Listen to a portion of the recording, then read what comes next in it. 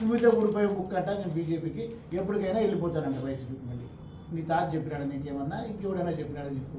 కానీ ఈ బుద్ధి లేని మాటలు, సిగ్గు లేని మాటలు, దీన్ని తెలుగుదేశం వాళ్ళు దీన్ని తెలుగుదేశం వాళ్ళతో దాన్ని షేరింగ్ అనమాట.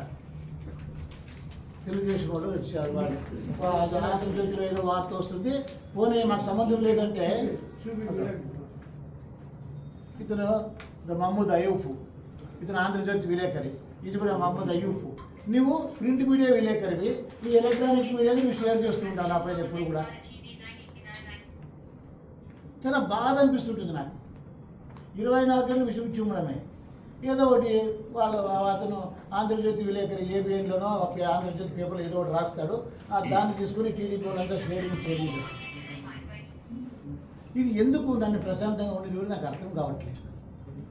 ఇక దాంట్లో చెప్తా ఉన్నారు నేనేదో వ్యాపారాలు చేసుకునేదానికి దానికి దీనికి అని చెప్పి. ఏమున్నాయి వ్యాపారాలు? అక్రమంగా ఉంటే ఇప్పుడు గవర్నమెంట్ ఉంది కదా, ఇప్పుడు వాళ్ళు తెలుస్తుంది కదా అధికారులు ఏమైనా అక్రమం చేసి ఉంటే. నేను అక్రమంగా క్వారీ నడుపుతూ ఉండేది ఈ రోజుకి ఏ విలేకరి అయినా కూడా బొమ్మనహాళ్ మండలం నేమకల్లుకు వెళ్ళండి, కాంతారావు అనే వ్యక్తి ఇల్లీగల్గా క్రషరు క్వారీ అన్ని పెద్ద మొత్తంలో నడుపుతున్నాడు. ఈ రోజుకి ఎవరైనా పోయి చూసిరండి, నేను నా మాట అబద్ధం ఉంటే అయినా మీరు ఏ శిక్షణ వేయండి నాకు. కాంతారావు ఏ పార్టీ? కొన్ని క్వారీ స్వాధీనం చేసుకుంటామంటామా? ఎలక్షన్ అయిపోయిన తర్వాత వేరే ఒక క్వారీని తీసుకొని కాలువ మాసంలో భార్యాభర్తలకు పూజ చేసింది ఆయనే. నా పేరుతో ఏమున్నాయి, నాకు గర్భంగా ఉన్నాయి, లీజ్ ఉంది, ఎన్విరాన్మెంటల్ క్లియరెన్స్ ఉంది, గవర్నమెంట్కి కడుతున్నాము. ఎవరో ప్రైవేట్ వాళ్ళు పెట్టుకున్నారు, ఇప్పుడు అన్ని వస్తాయి వసూలు చేసుకునే రాయల్టీలు. వాడు ఒక టన్ను కూడా పోనీడు, వాళ్ళైతే ఏం పర్మిట్లు లేకుండా పోతాయి వాడికి. మేమైతే కరెక్ట్గా ఉన్నాము. ఎక్కడ ఉంది దొంగ వ్యవహారం నాకు అర్థం కాదు. పోనీ ఎవరో వైసీపీ వాళ్ళని బీజేపీలోకి తీసుకొస్తే భయపడి తీసుకొస్తున్నారనో లేదా వైసీపీ పైన ప్రేమనో చెప్తారు. నాకు ఒక్కటి చెప్పండి, నేను ఇప్పుడు బీజేపీ పార్టీలోకి తీసుకురావడానికి ఎవరండి ఖాళీ ఉన్నారు? టీడీపీ పిలిస్తే వస్తారా బీజేపీలోకి? జనసేన అని పిలిస్తే వస్తారా బీజేపీలోకి? రారు కదా. ఎవరు వస్తారు? వైసీపీ వాళ్ళు ఎవరైనా కావాల్సిన వాళ్ళకి వస్తే వస్తారు. వైసీపీ వాళ్ళు మనం 40 మంది వచ్చారు, 42 మంది పోయి వాళ్ళు కడవాలి చెప్పుకోండి, ఏం తప్పేముందండి? కూటమిని నేను బలపరుస్తున్నానా బలహీనపరుస్తున్నానా? ఎవరైనా చెప్పండి. కొన్ని విలేకరుల సోదరులు, వైసీపీలో ఉండేటోళ్ళని బీజేపీలో చేర్పించుకుంటే అది కూటమికి బలమా బలహీనమా? బలమే కదా, అది ప్రతిపక్ష పార్టీ కదా వాళ్ళకి. అందరికీ ఇప్పుడు వైసీపీ ప్రతిపక్షాన్ని తగ్గించి కూటమిని బలపరిస్తే దాన్ని విమర్శిస్తారు. వైసీపీ వాళ్ళ దగ్గరికి పోతాడు, వైసీపీ వాళ్ళ దగ్గర మాట్లాడిస్తాడు, వైసీపీ వాళ్ళని రక్షించుకుంటాడు అని. బంధువులింటికి వెళ్ళకూడదు అంటారు. ఇది చాలా బాధాకరమైనటువంటి విషయం. వాళ్ళు చేస్తుండే దొంగ వ్యవహారాలన్నీ ఉన్నాయి. ఎన్నోసార్లు ప్రెస్ మీట్లో కూడా పెట్టినా దానిపైన చర్యలు ఏమీ ఉండవు. మళ్ళీ వాళ్ళు తప్పుడు పనులు చేస్తా, వాళ్ళు అక్రమాలు చేస్తా, డైవర్ట్ చేయడానికి, ప్రజల దారి మళ్లించడానికి రామచంద్రారెడ్డిని ఎప్పుడూ తిడుతూ ఉండేది. ప్రతిరోజు సోషల్ మీడియాలో టీడీపీ వాళ్ళు ఏదో ఒకటి గెలుపుతూ ఉంటారు. ఎంత ప్రశాంతంగా ఉండదన్నా ఉండనివ్వట్లేదు. కాబట్టి చెప్తా ఉన్నా వాళ్ళకి, అనవసరంగా నన్ను గెలుపొద్దు. లాస్ట్ టైం ఏదో నా గురించి మాట్లాడాడు, మళ్ళీ నేను వీడియో పెట్టాల్సి వచ్చింది, ఆ తర్వాత మళ్ళీ ఊరికి. నన్ను గెలకడం ఎందుకు వాళ్ళకి నాకు అర్థమవుతుంది. చెప్తా ఉన్నా నేను, అందరూ అంటున్నారు కదా నన్ను, ఏబిఎన్ వాళ్ళు కూడా అన్నారు కదా నన్ను, వైసీపీ వాళ్ళ దగ్గర పోతా, ప్రతిరోజు పోతా వైసీపీ వాళ్ళ దగ్గరికి. వాళ్ళు పట్టుకొని వచ్చి బీజేపీలో చేర్పించుకుంటా. నీ అబ్బగంటే ఏం పోయింది, నీ తాతగంటే ఏం పోయింది, నీకేం నష్టమైంది? నీ ఎంతమంది వైసీపీ వాళ్ళు తీసుకొచ్చి బీజేపీలో చేర్పించినా కూడా అది కూటమికి బలం అవుతుంది, కానీ బలహీనం కాదు కదా. కాబట్టి ప్రతిసారి అనాల్సిన పనిలే. నేను ఒకప్పుడు కాంగ్రెస్ ఎమ్మెల్యేగా ఉన్నా. అప్పుడు ఆంధ్రజ్యోతిలో రాపించినాడు ఆ పెద్ద మనిషి ఇక్కడ మనసు బీజేపీలో అన్నాడు. బళ్ళారిలో బాడు దాటితేనే బీజేపీతో అని అన్నారు. అది కొద్ది రోజులు అయింది, మళ్ళీ వైసీపీకి వచ్చాను. ఏదో పెళ్ళిళ్ళతోన శ్రీరాముతో ఒకసారి ఫోటో వచ్చింది పేపర్లో, బళ్ళారి మంత్రిగా ఉన్నాడు. మళ్ళీ ఇతను వైసీపీ లేకుండా కూడా బీజేపీతోనే సంబంధాలు అని చెప్పి పెట్టాడు. ఇప్పుడు మళ్ళీ బీజేపీలోకి వచ్చాడు కదా, తిరిగి మళ్ళీ వైసీపీతో సంబంధాలు అంటాడు.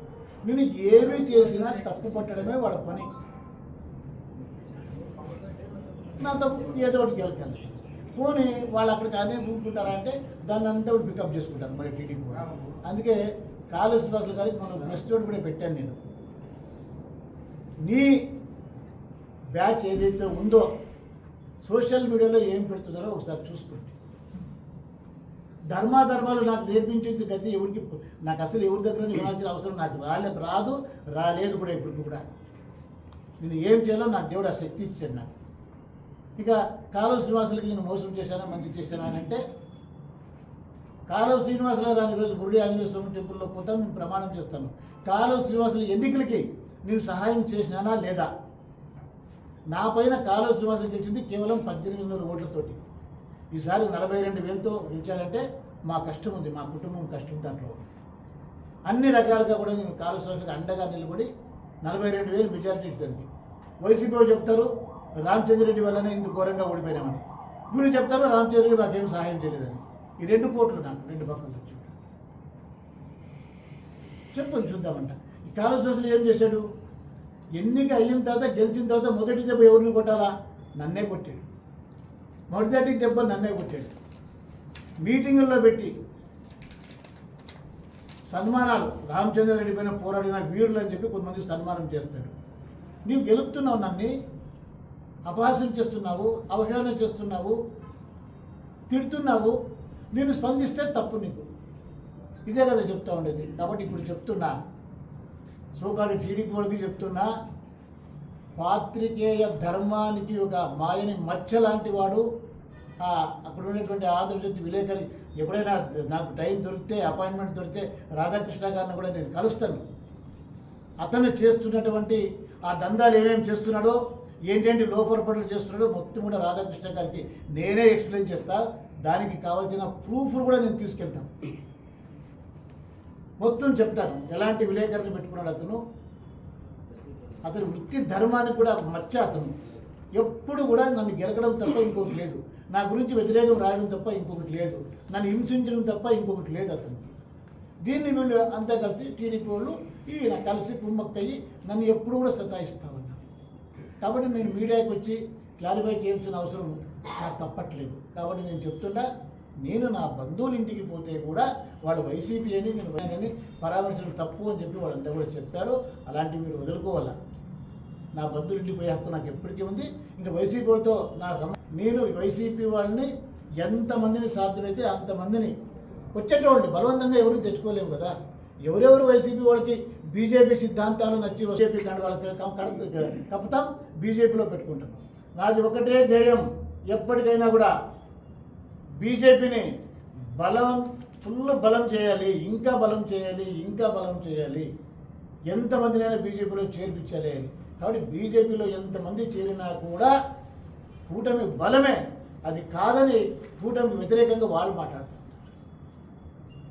బీజేపీ బలపడకూడదు, ఉండాలని మీరు కోరుకుంటే అది సాధ్యమయ్యే పని కాదు. బీజేపీ అనేది భారతదేశంలోనే అతిపెద్ద రాజకీయ పార్టీ. దీన్ని మీరు ఎవరు ఏమీ చేసుకోలేరు. రామచంద్రారెడ్డిని బీజేపీని బలం చేయొద్దు అంటే అది ఆగదు. ఈ రోజు నుంచి చెప్తున్నా, ఇంకా ఎక్కువ చేస్తాను నేను ఈ రోజు నుంచి. మీకు చేతనైనా మీరు చేసుకోండి కావాలంటే. ఈ రోజు నుంచి కూడా బీజేపీని బలం చేసేదానికి మరిన్ని కార్యాలు మొదలు పెడతా, మరింత మందిని బీజేపీలోకి తీసుకొస్తా. బీజేపీని రాయదుర్గంలో, అనంతపురం జిల్లాలో ఒక బలమైన పార్టీగా తీర్చిదిద్దడానికి అన్ని రకాల చర్యలు మేము తీసుకుంటాం. కాబట్టి ఎప్పుడు ఏడ్చేది అవసరమే లేదు. నేను వైసీపీ వాళ్ళతోటి నా బంధువులు ఉన్నారు, వాళ్ళతో తప్పనిసరిగా వాళ్ళతో కలుస్తూ ఉంటాను, వచ్చిన వాళ్ళందరినీ ఇక్కడ తెచ్చుకుంటాను. ఆ ఉద్దేశంతోనే నేను వాళ్ళ దగ్గర పోతూ ఉంటాను. కాబట్టి దయచేసి ఇది బీజేపీకి బలం అంటే కూటమి బలము అనేది ఇంగిత జ్ఞానం వాళ్ళు పెట్టుకోవాలి. కనీసం రామచంద్రారెడ్డి ఎంతమంది బీజేపీకి తెచ్చినా కూడా అది కూటమికి బలమే కదా. ఏది వ్యతిరేకం ఎట్లవుతుంది అంటే బీజేపీని అణగదొక్కాలనే ట్రై చేస్తూ ఉన్నారు.